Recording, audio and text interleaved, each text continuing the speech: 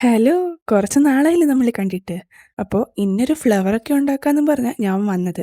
പക്ഷേ ഈ വീഡിയോ എടുത്ത് തുടങ്ങുന്നിടം തൊട്ട് തീരുന്നിടം വരെ എനിക്ക് പണികളാ കിട്ടിക്കൊണ്ടിരുന്നത്. അത് നിങ്ങൾക്ക് ഈ വീഡിയോയിൽ കാണുകയും ചെയ്യാം. എന്തായാലും ഈ മെത്തേഡ് ഞാൻ നിങ്ങളുടെ അടുത്ത് യൂസ് ചെയ്യാൻ പറയും. പക്ഷേ വേറെ വീഡിയോസിലൊന്ന് റെഫർ ചെയ്യുക. കാരണം എനിക്കിതത്ര പെർഫെക്റ്റ് ആയിട്ട് കിട്ടിയില്ല ഈ ഫ്ലവേഴ്സ്. ആദ്യം ഈ ടിഷ്യൂ പേപ്പർ ഇതുപോലെ ഒന്ന് കട്ട് ചെയ്ത് നിങ്ങൾക്ക് വേണ്ട കളർ കൊടുത്തൊന്ന് ഡ്രൈ ചെയ്യുക. അവിടെയായിരുന്നു രണ്ടാമത്തെ പണി. ഹെയർ ഡ്രയർ യൂസ് ചെയ്തുകൊണ്ട് എൻ്റെ കൈയെല്ലാം നല്ലോണം ഒന്ന് പൊള്ളി. ഇനി ആ ഡ്രൈ ചെയ്ത പെറ്റൽസ് എല്ലാം ഇതുപോലൊന്ന് ചുരുട്ടി ഒന്ന് സെറ്റ് ചെയ്തെടുക്കുക. ഇനി എന്താ, ഇത് അറേഞ്ച് ചെയ്യുന്ന മാത്രമേ പണിയുള്ളൂ. അവിടെയായിരുന്നു എനിക്ക് കിട്ടിയ അടുത്ത പ്രശ്നം. വേറൊന്നുമല്ല, ഇതുപോലെ അറേഞ്ച് ചെയ്യുമ്പം കറക്റ്റ് ഫ്ലവർ ആയിട്ട് കിട്ടുമെന്ന് വിചാരിച്ച ഞാൻ ഇത് എടുത്തപ്പോൾ എനിക്ക് വേറെന്തോ ആയിട്ടാ തോന്നിയത്.